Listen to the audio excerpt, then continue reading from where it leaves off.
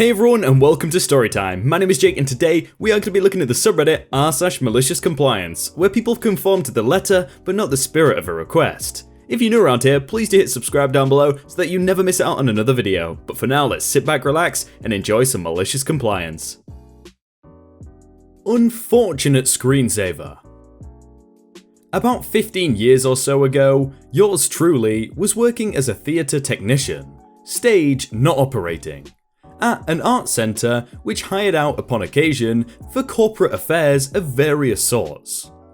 The event was an insurance company holding a risk management conference, basically to shout at their sales slime about not mis-selling financial products, or at least how to not get caught. Your standard corporate dozefest thinks but I had exams and figured taking the gig would be a chance to revise. All is going pretty much to plan, modulo the usual idiots who don't actually speak into the mic and the mumblers, but that is fairly normal for these things. Then Mr. Richard arrives. He thinks himself very senior, second under assistant to one of the assistants to the undersecretary for the paperclip distribution, or something like that. Very full of himself, and very, very alpha. The conversation, in earshot of my boss and grand boss. Son, I want you to put my laptop up on the big screen, and then don't touch it. I don't want you messing with the picture while I am talking, because I know you people like to mess around with senior people's presentations. Me, thinking, what? But be professional. Fair enough. Picture, sound, and light, then leave it alone until you finish? Doesn't bother me. That's right, I don't want you touching anything. Okay, fine. Thinking, you utter Richard, but easiest projection shift ever. Well, at the due time, Mr. Richard makes his way up onto the stage, and I do my thing. House lights go down, lectern lights and mic come up, tab out and laptop to projector. We are off to a very tedious couple of hours of death by PowerPoint, thinks I. Turns out the guy is using Word, not PowerPoint. And this matters, because this guy pulls up a page of basically unreadable text. Slides should not have more than about 5 lines, and proceeds to harangue the audience while walking up and down the front of the stage, ignoring the laptop. Most inaudibly because he had not let me fit him in with a lav, and in the dark because he had told us he was going to use the podium and I was not to touch the controls. Well, after 15 minutes or so, the laptop does what they do when left alone, and the screensaver kicks in. Some very strange pictures, some of it featuring Mr. Richard at the bottom, 30 foot wide and 15 foot high, appears behind him on the big screen. And he had plenty of slides. I am watching from the control room, maliciously sitting on my hands. I got no comeback at all from my management, but the look of horror on his face when he turned around was priceless. And I suspect the risk management lesson that was imparted was not quite the one he expected. The look on the CEO's face was interesting as well. The CEO actually came up afterwards and said, "He told you not to touch anything, didn't he?" I said, "Yes," and the CEO muttered, "Figures." Yep, and that is why you've got to have a personal laptop and a work laptop if you're going to do some kind of presentation like that. Eat nothing unless it's this? Game on. So, I saw the Beans post. It reminded me also of being a kid, except mine was not illness so much as pure, unadulterated stubborn youthfulness. Let me paint a picture. My grandfather, rest his soul, is the most stubborn person I have ever met. My grandmother and he are devout Roman Catholics, very much from the era of what the man of the house says goes, no matter what they may be. To the point I had never seen her argue with him except 2 times in my entire life. which is the time I will be referencing, and a time he straight up called me ugly. He was a gruff grump of a man, obviously, for black fingernail polish. He did apologise for that, but my grandma tore him up beforehand.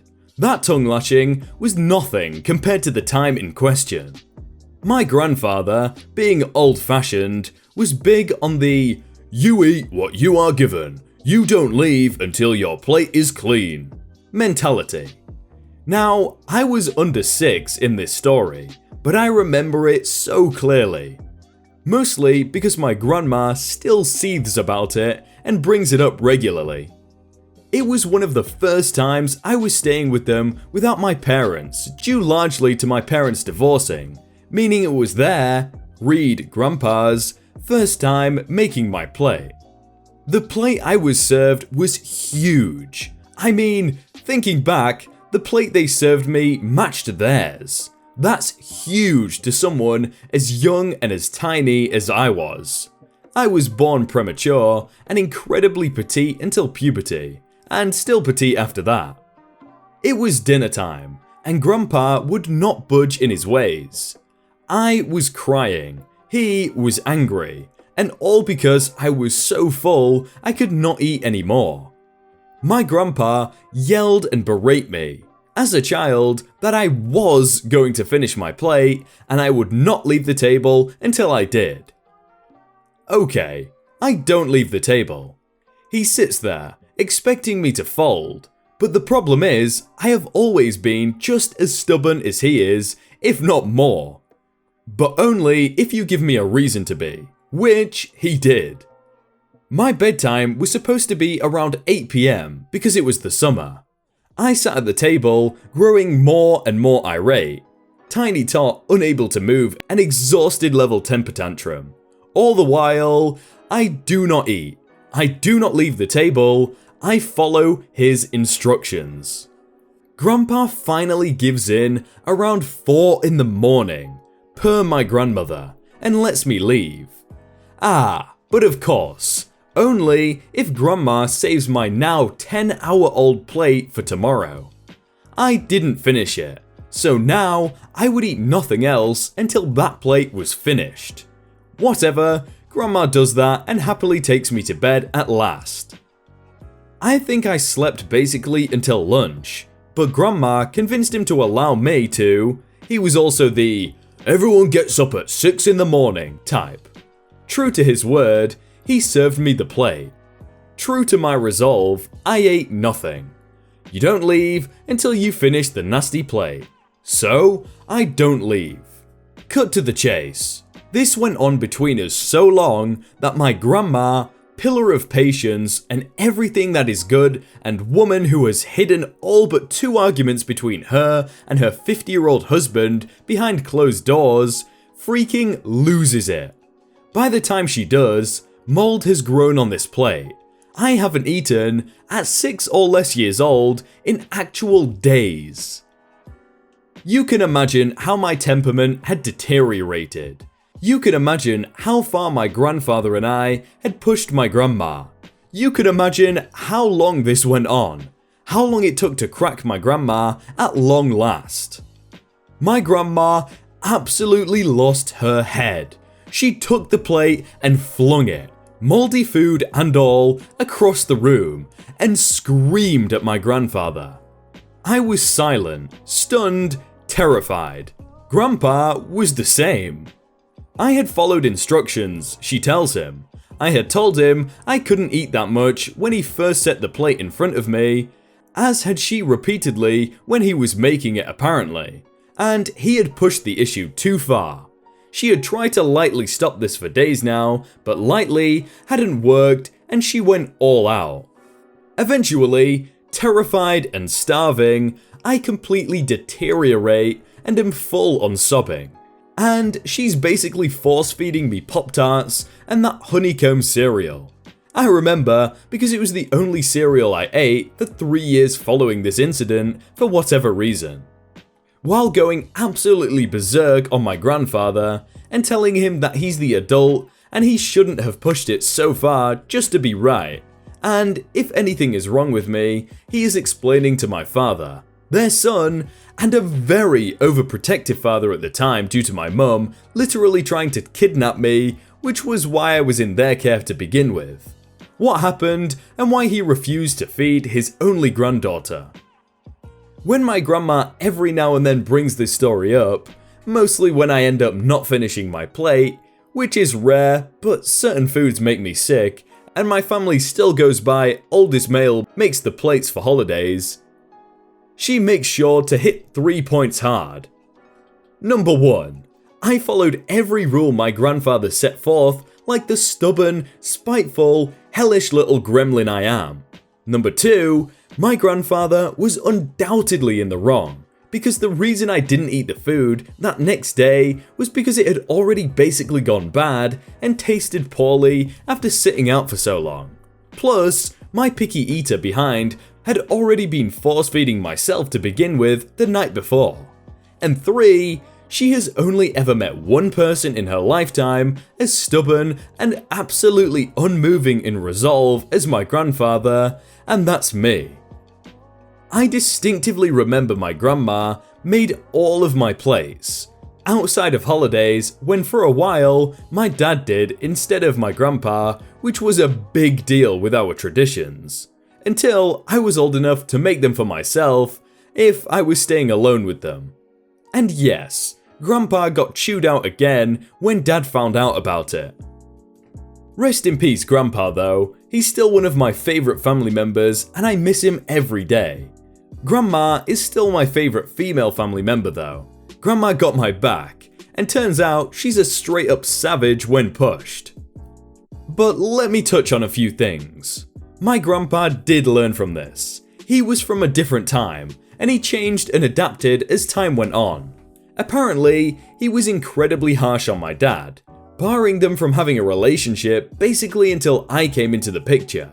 So when this happened, and he almost lost us both, he really was an amazing grandfather, and he did realize the error in his ways. He even apologized sometime later. He was a good man, he'd just been raised in a way that normalized this, and he didn't honestly know better. He learned, and that's what matters. Yes, my mother has gone to jail since then, but she's out now. I don't really have any contact with her because she's still drinking, but once a year, she's basically on her deathbed from metabolic acidosis, among other things, and I go to see her. It's just hard to keep up contact otherwise.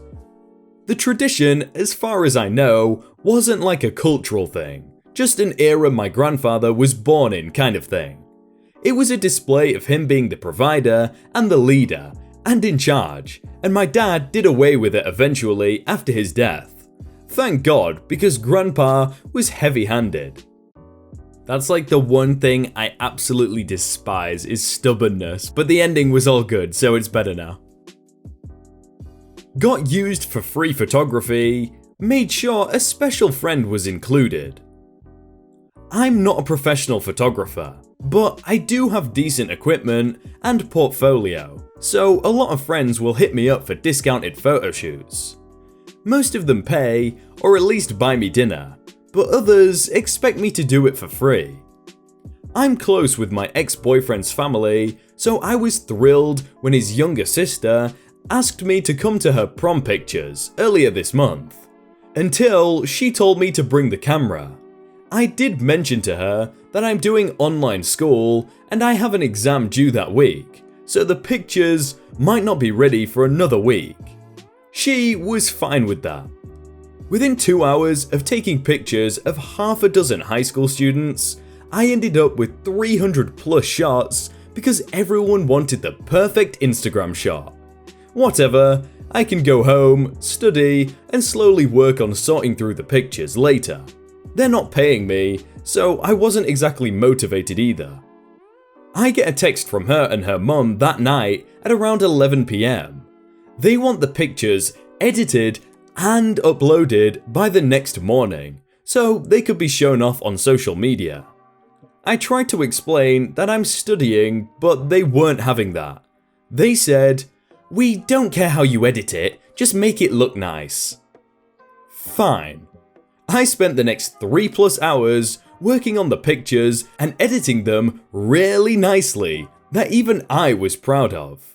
Then I hid Shrek into the background of every single picture.